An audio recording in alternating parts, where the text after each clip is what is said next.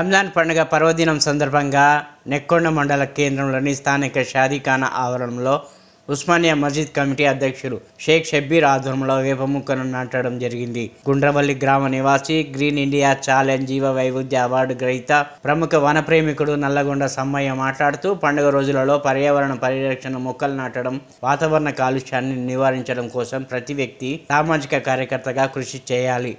మొక్కలు నాటి పర్యావరణాన్ని పరిరక్షించాలి.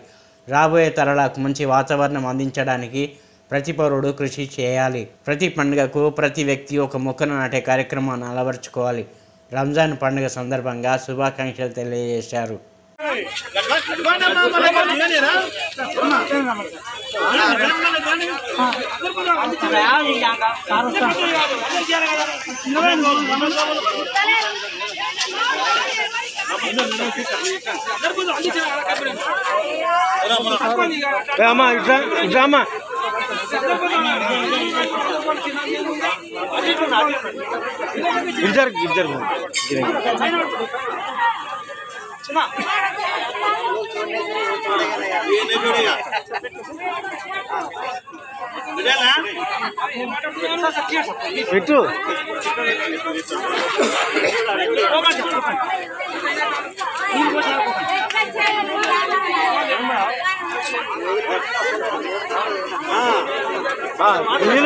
తర్వాత మళ్ళా